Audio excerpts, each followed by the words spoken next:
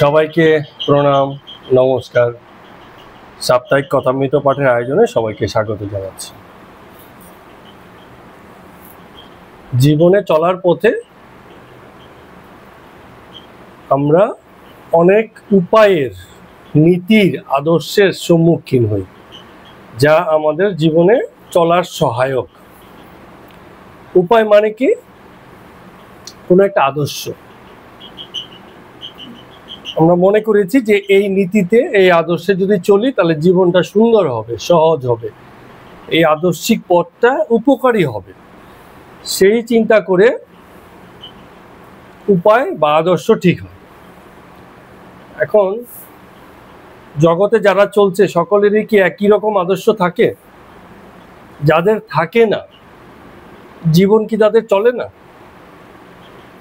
তাহলে আদর্শহীন জীবনও চলে, আদর্শ দিকেও জীবন চলে, আদর্শহীন জীবনও চলে।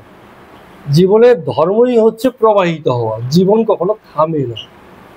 কখনো কখনো এমন মনে হয় না, খুব কাছের লোক মারা গেছে, ছেড়ে গেছে, বলে আমার জীবনে বুঝি আর এগিয়ে যাওয়া হলো না, এখানেই শেষ হয়ে গেল। কিন্তু ওখানেও শেষ হয় না, জীবন এগিয়ে যায়। প্রবাহ জীবনের জন্য অন্যতম সত্যি, এক সত্য, মানে এমন সত্য যেটাকে মিথ্যে করা যায় না। জীবন মানেই প্রবাহে আছে, তো চলা থামে না। তাহলে চলাই যদি না থামে, জীবন যদি প্রবাহিতই হয়, তাহলে এত নীতি, আদর্শ, উপায়ের কথা বলে লাভ কি? লাভ একটা আছে। কি লাভ আছে? প্রবাহ প্রাকৃতিক, কোনো নিয়মের ধার ধারে না, ও চলবেই। যেমন নদীর প্রবাহ, ও এগোবেই। যদি বাধা দিয়ে রাখেন, কিছুদিন আটকে থাকবে, তারপরে এক সময় উঠছে, সবকিছু ভেঙে নিয়ে ছুটবে। সেদিনকে দেখাচ্ছিল কত কোটি টাকা দিয়ে বাঁধ বানিয়েছে, বাঁধ ভেঙে চলে গেছে, বলছে কোটি টাকা ভেসে গেল। হ্যাঁ, বলে কোটি টাকা ভেসে গেল। হ্যাঁ, বাঁধ ভেসে গেছে। তো কারণ কি? রাখতে পারা যায় না, এক সময় সেগুলোকে পার করে যেতে হয়, অথবা তাকে কোথাও না কোথাও ছেড়ে দিতে হয়। তো বিভিন্ন বাদ দিয়ে আমরা আসলে কি করতে চাই? এই প্রবাহকে আমাদের কাজে লাগাতে চাই। যেমন জলের স্তরকে কৃষিকাজে লাগিয়ে দিই, জলের প্রবাহকে নিয়ন্ত্রিত করে আমরা সেখান থেকে কারেন্ট উৎপাদন করতে পারি। তাহলে এই যে নিয়ন্ত্রণ, একটা জিনিসকে ব্যবহার উপযোগী করা, এটার নামই হচ্ছে উপায়। দেখুন, জগতে বুদ্ধি কারো কম আছে এটা তো অন্তত আমি বিশ্বাস করি না। সবারই বুদ্ধি আছে। তো বুদ্ধি নেওয়ার জন্য ঠাকুরের কথা শুনতে হবে তার কোনো মানে নেই। লোকে বলবে আমারই তো কত বুদ্ধি আছে, ঈশ্বরকে পাওয়ার আমি তো নিজে কত পথ আবিষ্কার করতে পারি। কিন্তু কেন শুনতে হয়? কারণ হচ্ছে এইটা একটা টেকনোলজি, একটা অভিজ্ঞতা থেকে আসা একটা প্রযুক্তি, যেটা ব্যবহার করে একজনকে সফল হয়েছে আমরা দেখেছি, তাই জন্য তার কাছে যাওয়া, তার কথা বারে বারে শোনা। ঠিক আছে? এই জন্যই জগতে চলার পথে যত ধর্মীয় আদর্শ আছে, যদি মনে করি জীবনের জন্য উপযোগী, এবং যদি মনে করি আমাদের আঁকড়ে ধরা উচিত সেই পথকে, তাহলে এক্ষুনি সময়। অনেকে আছে তুলে রাখে, গ্রামাঞ্চলে যেটা হয় না, শিখেই তুলে রাখে খাবার টাবার সবকিছু বিপদের দিনের জন্য। আদর্শকে এরকম তুলে রেখে দিলে হবে না। যদি ব্যবহারের উপযোগী মনে করি, তাহলে এক্ষুনি উপযুক্ত সময় তার ব্যবহার করি। তো ঠাকুরের কথা শুনছি, যদি কোথাও মনে হয় ভালো লাগে, এসে গেছে, এক্ষুনি সময় সেটাকে ব্যবহার করো। এই প্রারম্ভিক আলোচনা দিয়ে চলুন আমরা কথামৃত পাঠ পর্ব আজকে ৭৩ শুরু করছি।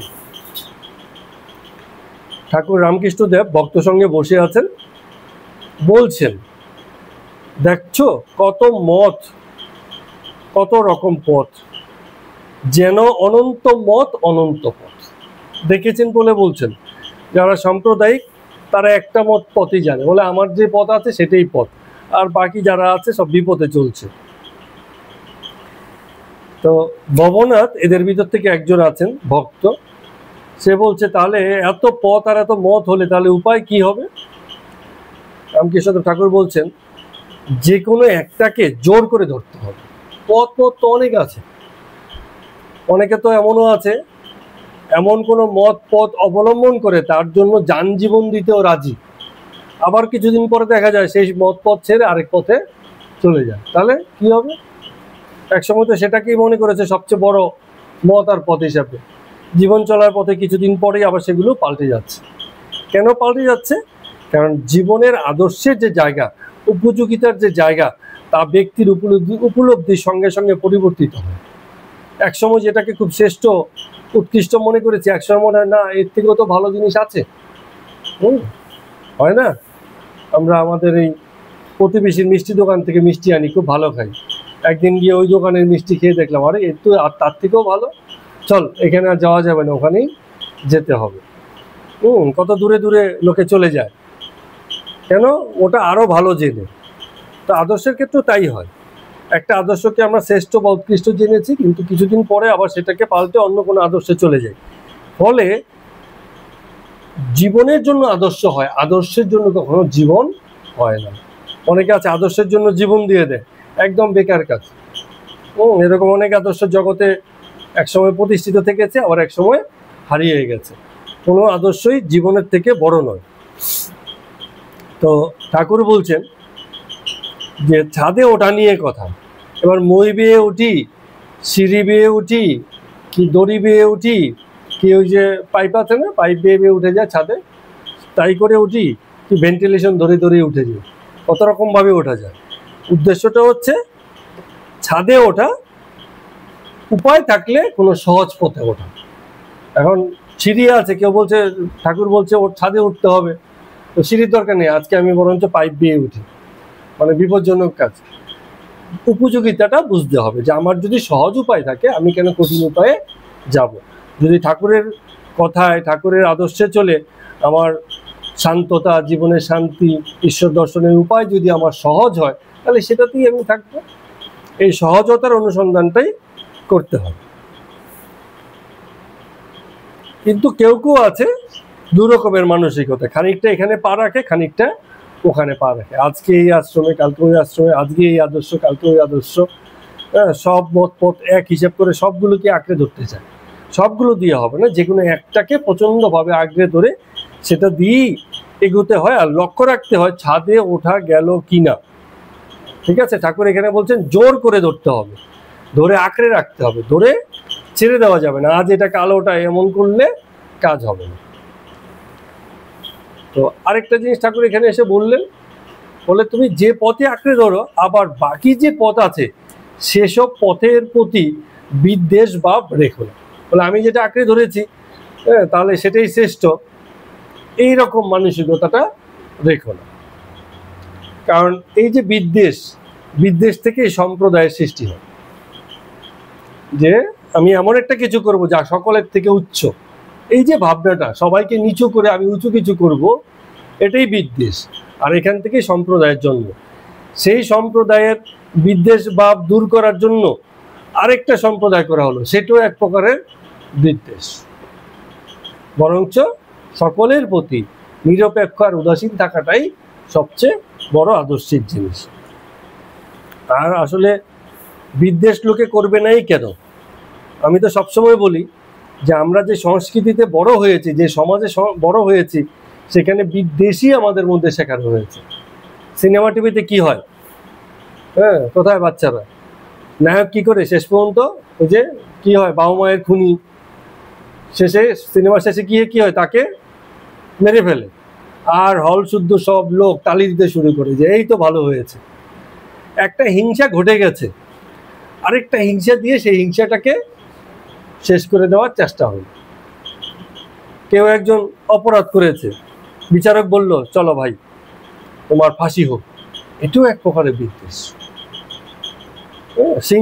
শৃঙ্খলা রক্ষার অনেক উপায় আছে, যেটা উপায় সবচেয়ে শ্রেষ্ঠতম সেটা হচ্ছে সমূলে নির্মূল করা।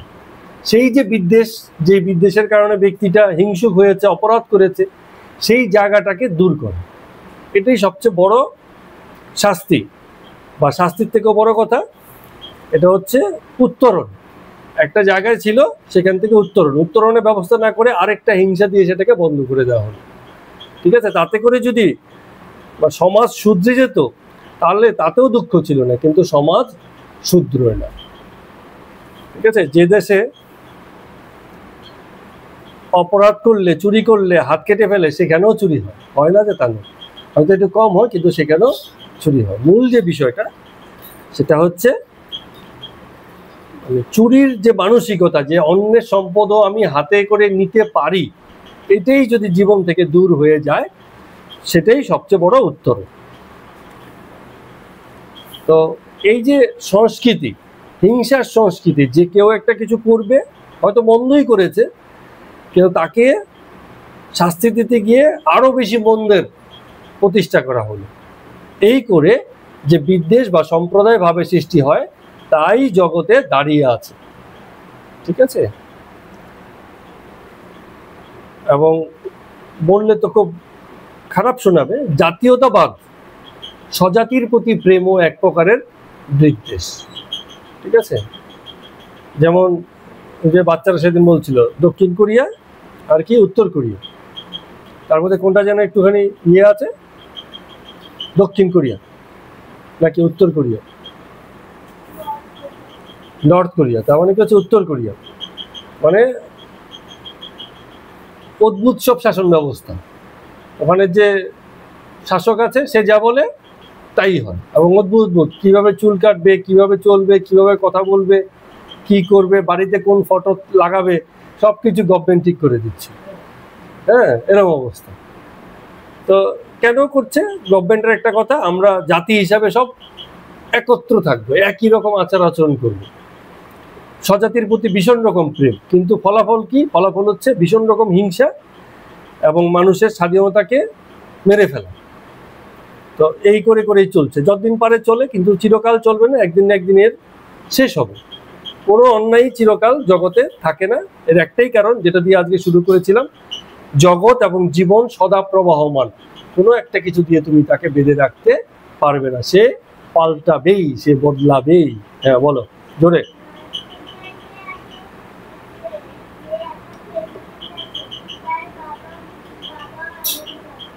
হ্যাঁ, বংশ পরস্পরায় চলেছে। তো ঠাকুর সেই আজ থেকে 200 বছর আগে এই ব্যাপারে সচেতন, বলছেন বিদ্বেষ করে গিয়ে কোনো একটা সম্প্রদায়ের বিদ্বেষকে বলতে গিয়ে বা থামাতে গিয়ে আরেকটা সম্প্রদায়ের সৃষ্টি যেন না হয়ে যায়, সেখানেও আরেকটা সম্প্রদায় সৃষ্টি মানে সেখানেও একটা বিদ্বেষ ঘটে গেল। বরঞ্চ সকল সম্প্রদায়ের প্রতি মানে সম মনোভাব, বা এই বলা যে সম্প্রদায় হওয়াটাই এক প্রকারের বিদ্বেষ, সেইটা বরঞ্চ অনেক মানে বেশ উপায়। তো এবার একজন বলছেন, না ঠাকুর নিজেই বলছেন, বলছে আচ্ছা বলো তো আমি কোন পথের? হ্যাঁ, তোমরা তো সম্প্রদায় বলছে, এই সম্প্রদায় এই সম্প্রদায় এই সম্প্রদায়, প্রত্যেকেই তো মত নিয়ে আসো, কেউ বৈষ্ণব, কেউ শাক্ত, কেউ ব্রাহ্ম, বিভিন্ন মতের লোক তো আমার কাছে আসো। তো বলছেন যে আমায় বলো আমি কোন পথের? কেশব সেন বলতো আপনি আমাদেরই মতের, নিরাকারে বিশ্বাসী। শশধর এসে বলল না না, উনি আমাদের মতোই, বেদান্ত, গীতা এসব বাণীতে বিশ্বাসী। বিজয় গোস্বামী পণ্ডিত এবং একই সঙ্গে বৈষ্ণব, তিনি বললেন না না, ইনি আমাদেরই লোক। তার মানে কি, সবাই এসে দাবি করছে ইনি আমাদেরই লোক, ইনার কোনো জাত নেই, ঠাকুরের কোনো জাত নেই, কেউ বলতে পারবে না ইনি শুধু আমার। যেমন কেউ কেউ আছে যাদবরা বলবে কৃষ্ণ শুধু আমাদের। ঠিক আছে, তো এই যদি হয় তাহলে কিন্তু খুব মুশকিল। তো ঠাকুর এখানে বলছেন যে আমি, মানে ঠাকুর না, এখানে আমাদের মাস্টার মশাই বলতে চাইছেন যে এই যে ঠাকুরকে সকলেই ভাবে যে ইনি আমাদের মতো বা আমাদের লোক, আমাদের মতো বিশ্বাসী, আমারই কাছের লোক, এর অর্থ কি? এর অর্থ হচ্ছে যিনি কোনো এক পথে গিয়ে ঈশ্বর দর্শন যার হয়ে যায়, কোনো একটা পথে গিয়ে ঈশ্বর দর্শন যার ঘটে যায়, বাকি সকল পথের ব্যাপারে তার বিদ্বেষ তখন আর থাকে না। যখন দর্শন হয়ে যায়, যে দর্শন পায়নি সে নানান পথের ভাগ করতে থাকে, বলে এই পথ ওই পথ ওই পথ। আর যে দর্শন পেয়ে গেছে সে জানে আমি যে পথেই বেরোয় না কেন আমি তো গন্তব্য জানি কোথায় আছে, সে ঠিক গিয়ে সেখানে পৌঁছে যাবে। ঠাকুরের যেহেতু ঈশ্বর উপলব্ধি আছে, পেয়ে গেছেন, ফলে তিনি যে পথেই যান না কেন গন্তব্য জানা আছে বলে ঠিক ঠিক ঘুরে ফিরে গিয়ে ঠিক পৌঁছে যান।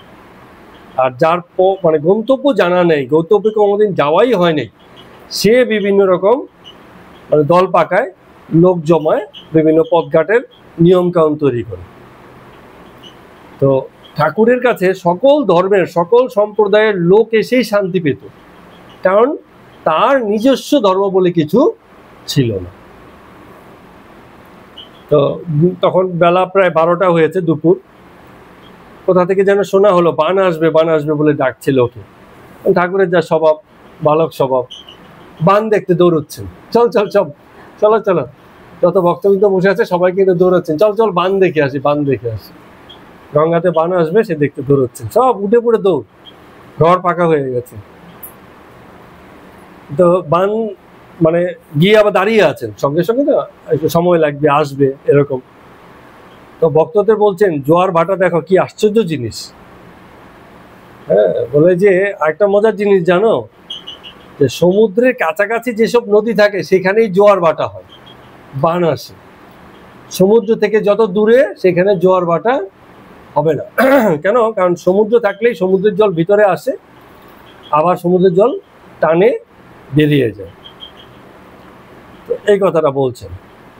তো এর ভিতর দিয়ে কি বলতে চাইছেন, যে ঈশ্বরের কাছে থাকে, ঈশ্বরের টানটা তার মধ্যে বেশি থাকে। সমুদ্রের কাছে থাকলে জোয়ার ভাটাটা বেশি হয়, আর সমুদ্র অনেক দূরে, সেই নদীতে শুধু ভাটা মানে নেমে যাওয়া, কেবল নেমে যাওয়া, সেখানে উল্টো ফিরতি পথ নাই। তো বলছে যার ভিতরে, যে ঈশ্বরের খুব কাছাকাছি এসে যায় না, তার ভিতরে ভক্তি ভাব প্রেম এসবের প্রকাশ বারবার খেলতে থাকে। কখনো কখনো হারিয়ে যায়, আবার একটু বাদে বাদে সেগুলো ফিরে আসে, যেন জোয়ার ভাটা তার অন্তরেই মানে প্রতিনিয়ত ঘটতে থাকে। এবার মাস্টারকে ধরেছেন, বলছে আচ্ছা তুমি তো পড়াশোনা জানার লোক, একটু জোয়ার ভাটাটা একটু ব্যাখ্যা করে দাও তো কি জিনিস বৈজ্ঞানিকভাবে। তো মাস্টার মশাই তখন মাটির মধ্যে চন্দ্র সূর্য এঁকে জোয়ার ভাটা সবাইকে বুঝাচ্ছেন, যে এইভাবে ভেবে এই কারণে জোয়ার ভাটা হয়, চন্দ্র সূর্যের আকর্ষণে মানে টানে জল উপর দিকে উঠে আসে, ফুলে ওঠে, আবার কখনো কখনো সেটা চাঁদ যখন দূরে থাকে নেমে যায়। তো এরকম অনেক কিছু বুঝাচ্ছেন। তো ঠাকুর কিছুক্ষণ পরে বলছেন থাক থাক, অত বুঝাতে হবে না, মাথা ঝনঝন করছে তোমাদের বিজ্ঞানের কথা শুনে। এটাও ঠাকুরের এক প্রকারের সংস্কার। অনেক সময় হয়, আমি অনেককে দেখেছি একটু বয়স হয়ে গেছে, এখন আর প্রযুক্তি অত বোঝে না, পড়াশোনা জানে, লেখাপড়াও তার আছে, হ্যাঁ, একটা ওই যে টেপা মোবাইল ব্যবহার করে, বাড়ি থেকে বলছে তোমাকে একটা মোবাইল কিনে দেওয়া হবে, টাচ স্ক্রিন, বলছে না না ওইসব আমি বুঝি না, ওইসব আমি নেবো না। কিন্তু পড়াশোনা জানার লোক চাইলেই বুঝতে পারে, কেন? এটা সংস্কার। অনেক দিন এইসবের ভিতরে মাথা লাগাইনি, এখন নতুন কিছু শিখবো, নতুন কিছু বুঝবো, অত বুঝাবুঝির দরকার নেই, এরকম একটা মাইন্ডসেট। ঠাকুরও যেন কোথাও এত জ্ঞান বা চৈতন্যের অধিকারী হয়েও এই যে জাগতিক যে জ্ঞান বুদ্ধি বিজ্ঞান এসবের ব্যাপারে কোথাও একটা অনীহা রাখছেন, যে আমার অত বোঝার দরকার নেই, এরকম একটা ভাব। হ্যাঁ, কেউ হয়তো বলবে ঠিক নয়, আবার কেউ বলবে ঠিকই আছে, কি আছে। যখন মানে এত উচ্চতর জ্ঞানের প্রতিষ্ঠায় যার আছে, তার জগৎ বসে হয় না হয় একটু জ্ঞান নাই থাকলো, কি আছে, না হয় জোয়ার ভাটা চোখের সামনে দেখলো, কিন্তু কেন কি হয় জানলো না, তাতে কি আছে? জগতে সব বিষয় কি সবাই জানে? সবাই কি নিউটন আইনস্টাইন হতে পারে? তো জগতে বাস তো সবারই হয়, জগতের উপভোগ সবার আছে, কিন্তু সবাই সেই বিজ্ঞানটা নাও জানতে পারে। তো এইবারে এই যখন এত আলোচনা, হঠাৎ করে সেই জলোচ্ছ্বাস বা বান আসতে লাগলো, একেবারে জলের মানে ঢেউ, বড় বড় ঢেউ এসে পুরো তীরভূমির উপর আশ্রে পড়তে লাগলো। সবাই কি সুন্দর সেই বানের দৃশ্য দেখে আবার ধীরে ধীরে হাঁটতে হাঁটতে সব এসে ঘরের মধ্যে ঢুকলো। রামকৃষ্ণ ঠাকুর মাস্টারকে বলছেন, একটা ছেলে আছে নারায়ণ বলে বলে নারায়ণের স্বভাবটা দেখেছো? সকলের সঙ্গে কেমন মিশতে পারে, ছেলে বুড়ো সকলের সঙ্গে। নিজের ভিতরে একটি বিশেষ সরলতা যদি শক্তি না হয়, তাহলে এরম ভাবে সবাই সবাইকে ভালোবাসতে পারে না। হ্যাঁ, ভালোবাসার জন্য এটাও ঠিক, হ্যাঁ, সবচেয়ে বড় কথা, ভালোবাসার পথে সবার আগে এসে যায় বিচার। একে ভালোবাসবো, ধর একে ভালোবাসার যোগ্য নাকি সে, এ হচ্ছে বিচার। কিন্তু আমাদের সারদা মা যেমন বলেছিল, আমি ভালোরও মা মন্দেরও মা, ঠিক আছে? হ্যাঁ হ্যাঁ, তার মানে সেখানে ভেদ নেই, হ্যাঁ, সেই মাতৃত্বে কোনো ভেদ করেনি। তো এইটা একটা বিশেষ সরলতা না থাকলে ভিতরে এই জিনিসটা আসে না, নাহলে বিচার চলে আসে। যত বিচার আসবে তত সে ভেদ করতে শুরু করবে, তত সে বাজ বিচার করবে। মাস্টার বলছেন যে হ্যাঁ আজ্ঞে, ছেলেটা খুব সরল। রামকৃষ্ণ বলছে তোমার ওখানে যায় নাকি? মাস্টার বলছিল একবার দু একবার গিয়েছিল। রামকৃষ্ণদেব ঠাকুর বলছেন যে তুমি তাকে 1টি টাকা দিও নাকি কালীকে বলবো? মাস্টারমশাই বলছেন না, আমায় যখন বলছেন আমি দিয়ে দেবো ফোনে। রামকৃষ্ণদেব ঠাকুর বলছেন ঈশ্বরে যাদের অনুরাগ আছে তাদের দেওয়া ভালো, তাতে টাকার সদ্ব্যবহার হয়। সবই সংসারের পেছনে লাগাবে তা তো হয় না, কিছু টাকা যারা ঈশ্বর পথে আছে তাদের সহায় হবে জেনে তুমি তাদেরকে দিও, এই কথাটা বলছি। আমরা নিজেরাও বলেছি, চেতনার প্রতিষ্ঠার পথে দানই হচ্ছে সর্বশ্রেষ্ঠ দান। এছাড়া যত দান হয় সেগুলো লোক দেখানো সামাজিক দান, তাতে মানে সাময়িক মানে হিত হয় বা উপকার হয়, কিন্তু দীর্ঘস্থায়ী পরিবর্তন আসে না, মৌলিক পরিবর্তন আসে না। তো ঠাকুর আবার ঘরে ঢুকতে ঢুকতে বলছেন, এই যে সবাই দৌড়ে গেলে, আমি তো ছাতাটা নিয়ে গেছিলাম, সেই তো ছাতাটা ঘাটে রেখে এসেছি, কেউ তো মনে করে নিয়ে এলে না। সবাই খুব ব্যস্ত বাগিস, আর ব্যস্ত বাগিস লোকের যেটা হয় মানে কাছের জিনিস চোখে পড়ে না।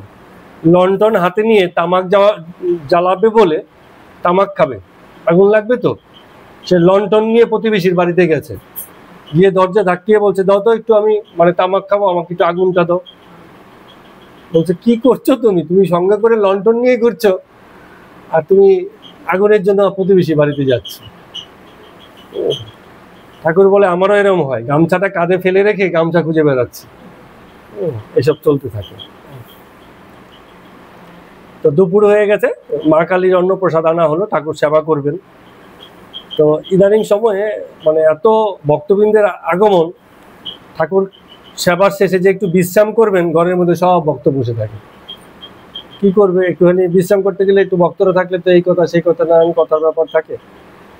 তো এর মধ্যে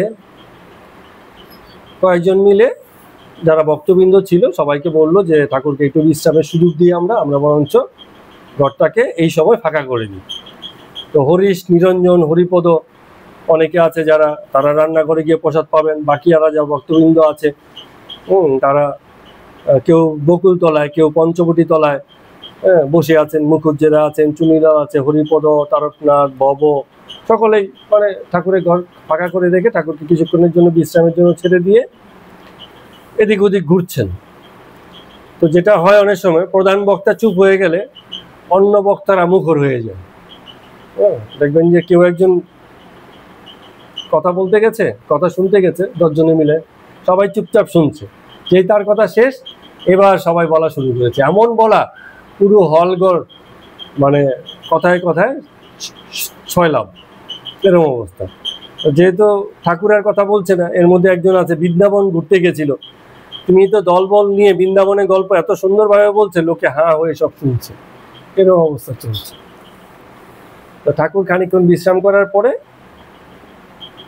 উঠলেন, আর বাকি যে ভক্তবৃন্দ তখন আবার তারা সবাই ঠাকুরের কাছে ঘরে গিয়ে আবার বসলেন।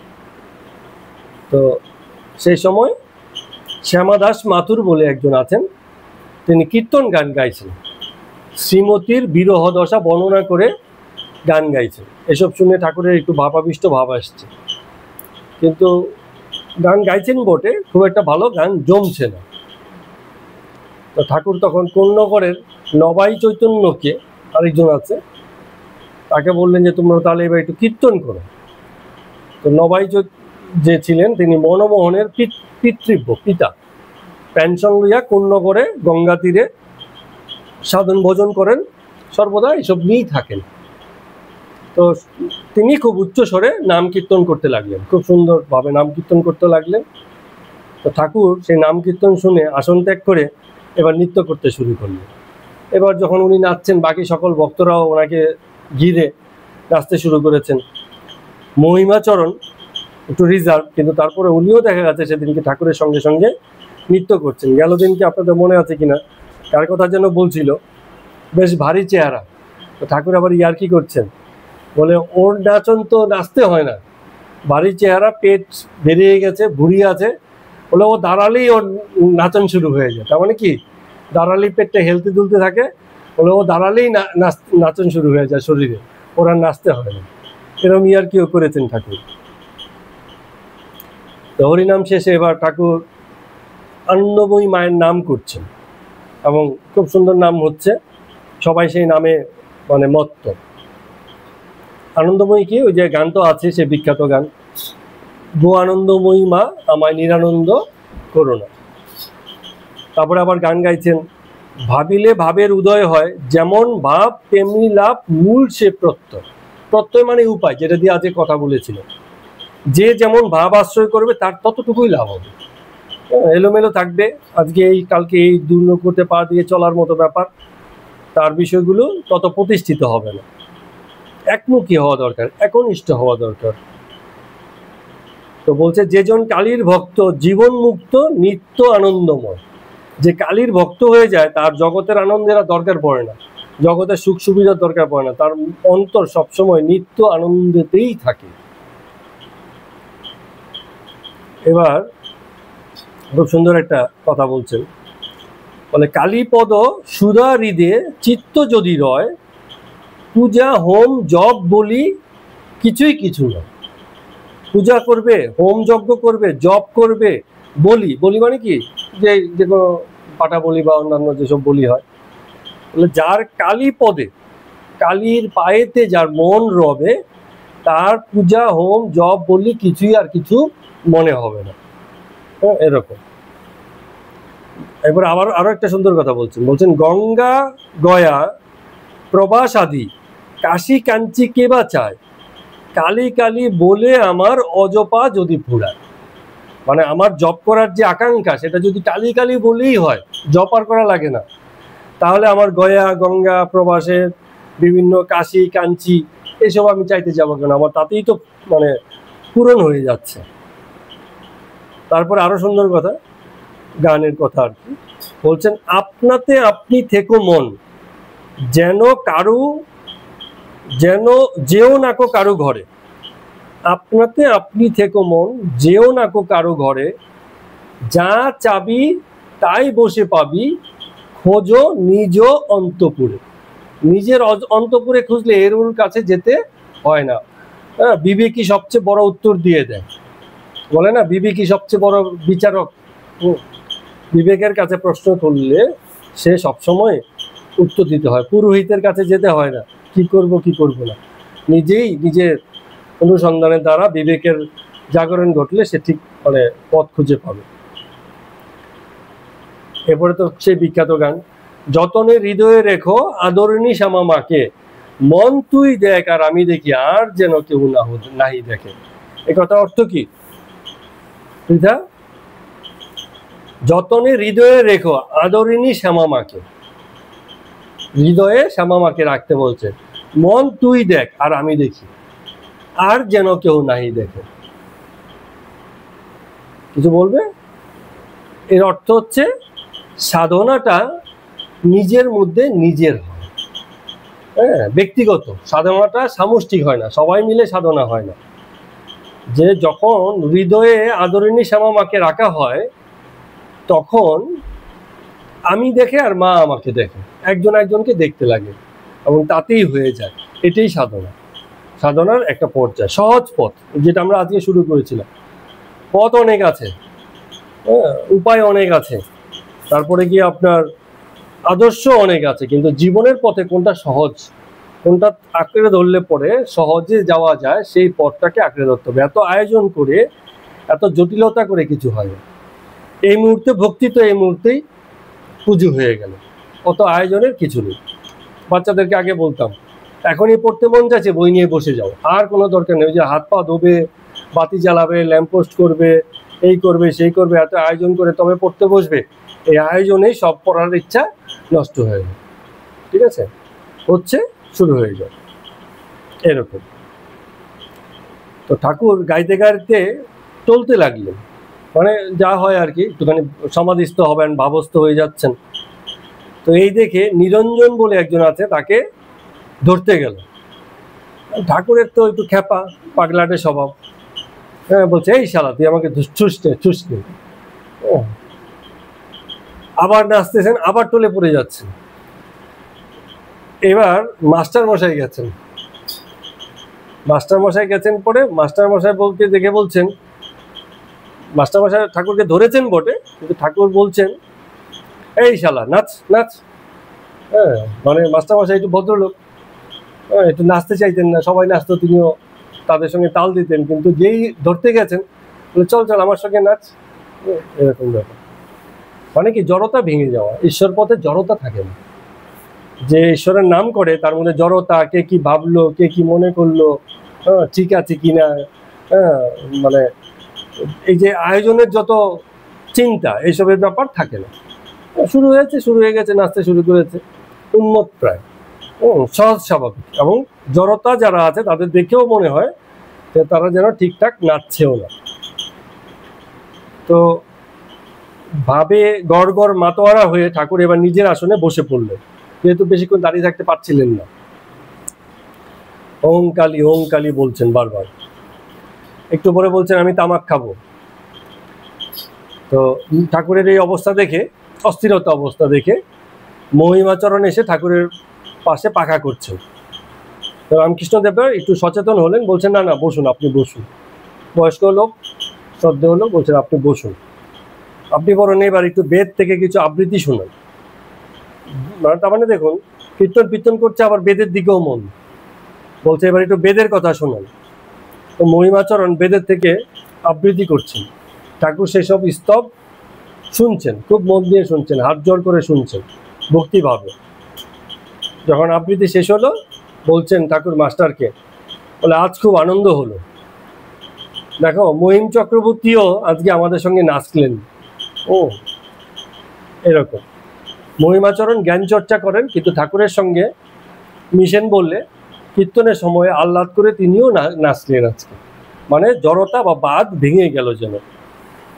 তো সন্ধ্যা হয়েছে, বিকেলের দিকে ঘটনা। তো ঠাকুরের ঘরে ধূপধুনি জ্বালা হলো, অনেক ভক্ত চলে গেলেন, আবার নতুন কিছু ভক্ত আসলেন। এমন সময় অধর এলেন। অধর ডেপুটি, মানে চাকরি করে, ডেপুটি পদ। তো রামকৃষ্ণদেব বলছেন তুমি এতক্ষণে এলে, কত নাচ গান কীর্তন হলো, ছিলে কোথায়? তো অধর একটু ব্যস্ত ছিলেন, যেহেতু তিনি ডেপুটি, অফিসের কাজ থাকে। এছাড়া এর মধ্যে আবার একটা ঘটনা হয়েছে, তিনি মিউনিসিপ্যালিটির ভাইস চেয়ারম্যান পদের জন্য নতুন করে আবেদন করেছেন। এখন মাইনে পান 300 টাকা, তখন মাইনে পাবেন 1000 টাকা, তার মানে অনেক মাইনে বাড়বে। তো এবং এটা তো যেহেতু মিউনিসিপ্যালিটির ভাইস চেয়ারম্যানের পদ, অনেক উচ্চ পদ, এমনি হবে না, যেহেতু চাকরিটা উনি চাইছেন। এই জন্য কলকাতার অনেক বড় বড় লোক যারা সেই সময় প্রতিষ্ঠিত লোক ছিল, তাদের সঙ্গে এবার একটু যোগাযোগ, ওঠা বসা, কাউকে একটু বলা, বা যত রকম তদবির আছে সেগুলো করছেন। এটা ঠাকুর জানেন। এর মধ্যে একদিন হাজরা এসেছিল, হাজরা এসে এসব ব্যাপারে কথা বলে গেছে, ঠাকুরকে বলে গেছে যে অদরের একটা বড় কাজ হওয়ার সুযোগ আছে, তুমি একটু মাকে বলো। হ্যাঁ, একদিন অদর এসেও বললো যে ঠাকুর আমার এরকম একটা হওয়ার সুযোগ আছে। তো ঠাকুর কি বলবে, ঠাকুর মাকে বলছেন যে মা, এ তো তোমার কাছে অনেকদিন ধরে আনাগোনা করছে যে আসছে, যদি মনে করো হওয়ার আছে, হয়ে তুমিও মানে করিয়ে দিও, এরম ভাব। আবার মাকে বলছেন যে মা দেখো কি হীনবুদ্ধি, সবাই তোমার কাছে জ্ঞান ভক্তি চায়, আর এসব নাচে কি মানে 1000 টাকার মাইনে চাকরি চাইছে এতদিন। তখন আবার বলছেন, অদরকেই বলেছেন, বলে এতদিন এত মন্দির আর এই যে এই কি বলে এটাকে, ব্রাহ্ম সমাজ করেও কি লাভ হলো? সেই তো হীনবুদ্ধি কিছু লোকের কাছে চাকরির উন্নতির জন্য মানে যেতে হলো। মানে যাদের কাছে যাচ্ছে সমাজে প্রতিষ্ঠিত লোক, কিন্তু তারা তো কেউ ভক্ত বা ব্রাহ্ম বা অধ্যাত্মভাবে প্রতিষ্ঠিত নয়। তো এত ঠাকুরের কাছে এসে ঠাকুরের কথা আলোচনা করে ব্রাহ্ম সমাজে এত বক্তৃতা দিলেও শেষ পর্যন্ত আবার এমন লোকের কাছে যেতে হয় যাদের এইসব ব্যাপারে কোনো বুদ্ধি নেই, তাদের কাছে গিয়ে তাদের সহযোগিতা চাইতে হয়। ঠাকুর রাগ করে বলছেন, বলে সাতকাণ্ড রামায়ণ সকালবেলা জিজ্ঞেস করছে সীতা কার বাড়ছে। ও এরকম হচ্ছে অবস্থা।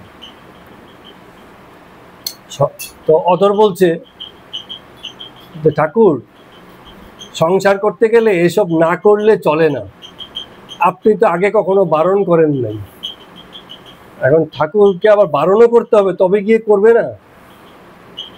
তার মানে এত আলোচনা এত কথা, এর ফল শেষ পর্যন্ত এই যে আপনি তো সরাসরি মানা করেননি। হ্যাঁ, মানা করলে হয়তো তদবিরটা করতাম না। উপলব্ধিটা এই উপরি উপরি পর্যায়ে আছে। ঠাকুর বলেননি, গীতাতে নেই, উপনিষদে নেই, এই জন্য আমি করি না। তাহলে এতদিন আলোচনা এত পাঠ এত কিছু করে বুঝলেটা কি? কোথায় তোমার বিবেক জাগলো? অদর এই ধরনের কথা বলছেন। রামকৃষ্ণদেব বলছেন নিবৃত্তি ভালো, প্রবৃত্তি কিন্তু ভালো নয়। লোকে 50 টাকা 100 টাকা মাইনে পেলেই মানে ধনী হয়ে যায়, সেখানে তোমার 300 টাকা মাইনে। 50-100 টাকা মাইনে সেই সময় তো অনেক বিশাল ব্যাপার, তো তাতেই লোকে ধনী হয়ে যায়। তোমার 50-100 টাকার মাইনে, তো কেন তোমাকে আবার মানে এর থেকে উঁচু 1000 টাকা মাইনে তোমার মানে লাগবে? ঠিক আছে। তো এইবার ঠাকুর নিজের কথা বলছেন, বলছে এই যে মানে ঠাকুর দক্ষিণেশ্বর মন্দিরে আছেন, একবার তাকে ডাকা হয়েছিল, খাজাঞ্চি আর অন্যান্য যারা আছে সবাই সই করে টাকা নিত। ঠাকুর কেউ দেখেছে, বলছে আসো তুমিও সই করে যাও, আর লোক পায়নি। তো গিয়ে বলছেন যে আমি এই সইটুই করতে পারবো না, আমি তো চাচ্ছি না তোমরা আমাকে দিও না, কিন্তু তাও আমাকে সই করতে বলো না। তোমাদের যদি ইচ্ছা হয় দাও, না হলে না দাও, তা তো ঠিক আছে। কারণ কি, এই যে দাসখত দেওয়া, সই করা মানে কি দাসখত দেওয়া। বলে আমি তো এক ঈশ্বরের দাস হয়ে গেছি, একবার যদি কারো দাস হয়ে যায় আবার আর কারো কাছে গিয়ে দাস হওয়া যায়? কারো বাড়ির দাস আরেক বাড়ির দাস হতে পারে যে আমি ওই বাড়িরও দাস আর এই বাড়িরও দাস? মানে আগের যে দাসপ্রথা ছিল, যে মালিক একজনই মালিক, দুজন মালিক হতো না। ভালো কথা নয়, কিন্তু বলছে যে ঈশ্বরের যে দাস হয়েছে সে আর কারো কাছে দাসখত দিতে পারবে না। বললে একবার এমন হয়েছিল যে মানে পেটের সমস্যা ঠাকুরের, যে তো রান্না বান্নার ঠিক নয়, সকলের সঙ্গে একসঙ্গে রান্না হচ্ছে, সেই খাবার খেয়ে পেট ঠিক নেই।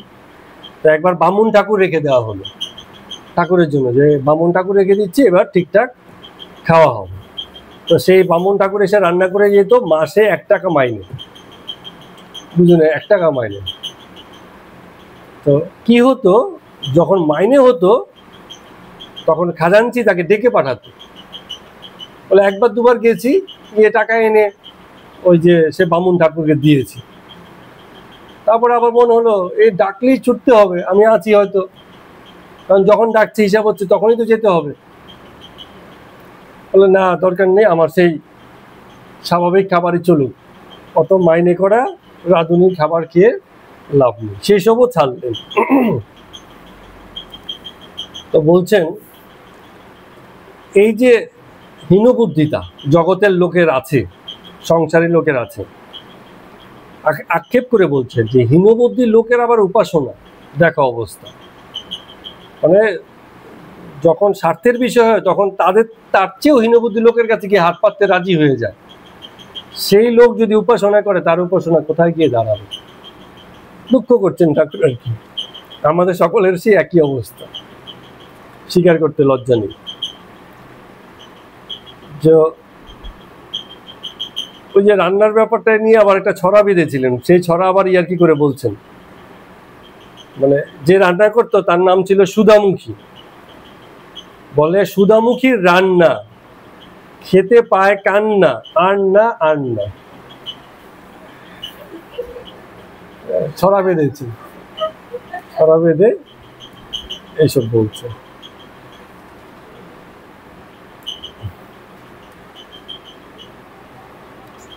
তো অদরকে বলছেন যে একজনের চাকরি করছো তাতেই তো কত মন খারাপ হয়ে যাচ্ছে, তো যখন মিউনিসিপ্যালিটির ভাইস চেয়ারম্যান হবে কত লোকের দায় নিয়ে বসে থাকবে চিন্তা করো। হ্যাঁ, কাজের ভারও তো বেশি না, তো তখন এত কাজের যদি ভার হয়, জগতের কাজের যদি এত ভার হয়, তার কখনো ঈশ্বর সাধনা মন আর যাবে শেষ পর্যন্ত? সে তখন পার্ট টাইম করবে, যখন সময় পাবে তখন আসবে, মাঝে মধ্যে আসবে, বলবে সময় নেই ঠাকুর একটু পাটা দাও, প্রণাম করে এক্ষুনি বেরোচ্ছি, এইসব হবে, সাধনার শেষ পর্যন্ত আর হবে না। তো এই দাসখতের ব্যাপারেই আবার ঠাকুর আরেকটা গল্প বলছেন, অদ্ভুত সব গল্প ঠাকুরের কাছে আসে। বলছে এক ভদ্রমহিলার একবার এক মুসলমান পুরুষ লোকের প্রতি খুব একটা আসক্তি বা মন টানলো তার। তো সে মুসলমান লোকটা সাধু লোক ছিল, মুসলমান হলেও সে ছিল সাধু। তো একদিন ওই মুসলমান সাধুটিকে বা মুসলমান লোকটিকে, মুসলমানের মধ্যে তার সাধু হয় না, মানে মানে কি বলবো আর কি, ঈশ্বর ভক্ত মুসলমান লোক, ঠিক আছে, তাই বলাই ভালো। তো সে একদিন ওই মহিলাটি সে মুসলমান সাধুকে ডেকেছে তার বাড়িতে। তো সাধু ওই মুসলমানটি এসছে, এসে বলছে আমি পেশাব করবো, আমার একটা বদনা চাই, কারণ ওদের পেশাব করতে গিয়ে বদনা, যেই হোক ওদের সামাজিক নিয়ম বা ওদের ধর্মের যাই নিয়ম কেমন আছে আছে। তো সেই স্ত্রী লোকটি বললো যে ঠিক আছে, কোনো অসুবিধা নেই, আমাদের এখানেও বদনা আছে। মুসলমান লোকটি উত্তর দিল, বলে আমি যে বদনার কাছে একবার লজ্জা ত্যাগ করেছি সেই বদনাই ব্যবহার করবো, নতুন বদনার কাছে আর নির্লজ্জ হব না। এই বলে সে বাড়িতে চলে গেল, যে আমি আমার তো বদনা একটাই, আমি নতুন বদনার কাছে আর নির্লজ্জ হব না, এই বলে সে চলে গেল। তো এই কথার ভিতরেও একটা খুব ইঙ্গিত আছে, ওই যে ভদ্রমহিলাটি কোনো একটা দুর্বলতা বশত তাকে ডেকেছিল, তো ওই কথার ভিতর দিয়ে সেই ভদ্রলোক একটা ইঙ্গিত দিলেন যে একজনের কাছেই আমি মানে একজনের দাসত্বই করেছি, নতুন করে আর কারো দাসত্ব করতে পারবো। তো নরেন্দ্র পিতৃবিয়োগ হয়েছে, এটা আমরা সবাই জানি, সংসারে অভাব চলছে। বিদ্যাসাগরের বউবাজারে স্কুলে কিছুদিন হেডমাস্টারের কর্ম করলেন, আবার নানান জটিলতায় বেরিয়ে গেলেন সেখান থেকে। তো অদর যুক্তি দিচ্ছেন, নরেন্দ্রর 50 টাকায় চলে যাচ্ছে, কারণ যখন উপায় থাকে না তখন তো সেই 50 টাকাও থাকে না, তো 50 টাকা দিয়েও সংসার চলছে। কিন্তু নরেন্দ্রর যা যোগ্যতা, সে কি 100 টাকার জন্য চেষ্টা করবে না? অদর যুক্তি দিচ্ছে। কেন যুক্তি দিচ্ছে? কারণ অদর 300 টাকা চাকরি করে, ডেপুটি পোস্ট, সে জানে সে 1000 টাকা চাকরির যোগ্য, এই জন্য সে সেটার জন্য ইয়ে করছেন। ঠাকুরকেও বলছে যে 50 টাকার আপনার প্রিয় নরেন, সে যদি 50 টাকা যদি টাকার জায়গায় যদি 100 টাকা পাওয়ার যোগ্য হয়, তার তো চেষ্টা করা উচিত। বিষয় লোকের যুক্তি দেখুন, হ্যাঁ, মানে বিষয় লোক হচ্ছে এরকম, বিষয় বুদ্ধিতে আগেই হেরে বসে থাকে, তারপরে এবার যে হেরে গেল এর পক্ষে যুক্তি এবার দাঁড় করানোর চেষ্টা করে। ঠাকুর আর কি বলবে? তো ঠাকুর বলছেন বিষয়ীদের ব্যাপারটাই এমন, তারা ঘুরিয়ে ফিরে শেষ পর্যন্ত ধনেরই আদর করে। ঠাকুরের কথা বলবে, ঈশ্বরের কথা বলবে, ভক্তির কথা বলবে, ধ্যান করবে, সাধনা করবে, এই করবে, কিন্তু শেষ পর্যন্ত গিয়ে সেই বিষয় আর টাকা পয়সার কাছেই সারেন্ডার করবে। এই কথা সত্যি, আমি আমার খুব কাছের ভক্ত অনেককেই দেখেছি, অনেক আলোচনা হয়েছে, লাস্টের কথা কি একদম সব কথায় মেরে দিয়েছে, মানে সব আলোচনা, বলে যতই যাই বলেন না কেন টাকার উপরে কিছু নেই। এই এক কথাতেই এতক্ষণ যত আলোচনা হয়েছিল সব শেষ হয়ে গেছে। ভক্তের যদি সর্বশেষ সিদ্ধান্ত এই দাঁড়ায় যে জগতে টাকা ছাড়া চলে না, টাকার উপরে কিছু নেই, তাহলে তো হয়ে গেল, গল্প শেষ, আর অধ্যাত্মের আলোচনা কোনো কিছুই দাঁড়ায় না। ঠাকুরও বলছেন বিষয়দের ব্যাপারটাই এমন, যতই যাই করে, হ্যাঁ, শেষ পর্যন্ত কি ধনেরই আদর করে, মনে করে এমন জিনিস আর হবে না, একে পেতেই হবে, এরকম চাই।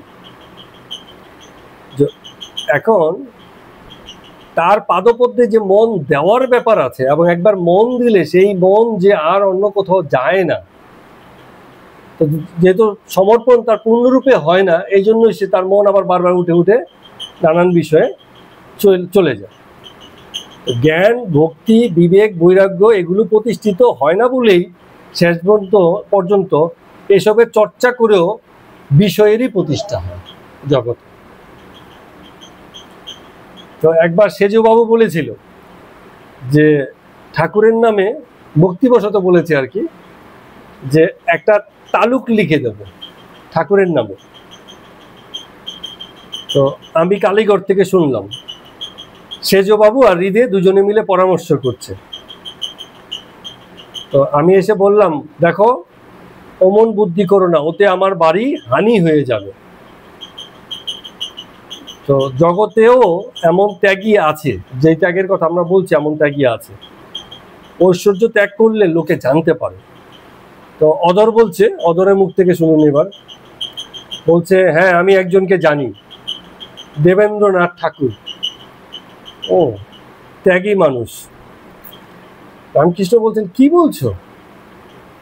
ও যা ভোগ করেছে, এমন ভোগের পরে ত্যাগের ভাব তো আসাই উচিত।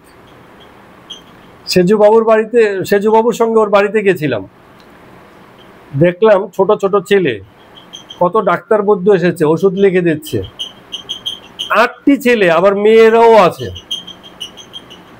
তো তার তো জগতের ভোগ হয়ে গেছে অনেক। এখন যদি সে ঈশ্বর চিন্তা না করবে, তাহলে আর কে করবে? তো নিরঞ্জন বলছে কি, না না ঠাকুর, উনি কিন্তু একটু আলাদা ছিলেন। দ্বারকানাথ, ওনার যে বাবা ছিল, তার যত ঋণ আছে উনি শোধ করেছিলেন। ঠাকুর এবারও খেপে গেলেন, রেখে দে ওসব কথা, আর জ্বালাস নে। যার ক্ষমতা আছে সে বাপের ঋণ শোধ করবে না, এটা কোনো কথা হলো? সে কি মানুষ? বাপের ঋণ শোধ করেছে, এটার মধ্যে মহত্ব। সংসারী লোক এই ছোট ছোট মহত্বেই মনে করে অনেক বড় কিছু করে ফেললাম। কবে তাদের শিক্ষা হবে? জগতে 2 রকম ভক্তই আছে, এক হচ্ছে ত্যাগী ভক্ত, আর হচ্ছে সংসারী ভক্ত। ত্যাগী ভক্ত বলছে মৌমাছির মতো, শুধু ফুলেতেই বসবে, শুধু তার কাছেই মাথা নত করবে, শুধু তাকেই দাসখত দেবে, তারই দাসত্ব স্বীকার করবে। আর সংসারী ভক্ত অন্যান্য মাছির মতো, মৌমাছিও মাছি, অন্যান্য মাছিও মাছি, সবই বন বন করে উড়ে আর বসে। কিন্তু সংসারী ভক্ত সে সন্দেশেও বসে, ফুলেও বসে, আবার পচা ঘায়ের মধ্যে গিয়েও বসে। মানে কোথাওই তার রুচি নেই এমন নয়। কিন্তু চাতক হচ্ছে এমন পাখি, যে পাখি কেবল বৃষ্টির জল খায়, তেষ্টায় বুক ফেটে যায়, নদী পুকুর জলাশয়ে এত জল, তাও সেই জল খাবে না। যেদিন বৃষ্টি হবে সেদিনকে সেই জল পান করবে, এমন ধীরতা। তো রামকৃষ্ণদেব ঠাকুর সেই ধীরতার কথাই বলছেন, যেটা দিয়ে শুরু করেছিলাম। এই যে আদর্শ, এই আদর্শকে অবলম্বন করে যদি ভক্তিপথে এগিয়ে যাওয়া সহজ হয়, তবেই সেটা পথ। এবং যে পথের কথা ঠাকুর রামকৃষ্ণদেব আমাদের বারে বারেই ইঙ্গিত করছেন। তো আজকের মতো কথামৃত পাঠ আমরা এখানেই শেষ করছি। সবাইকে প্রণাম এবং নমস্কার।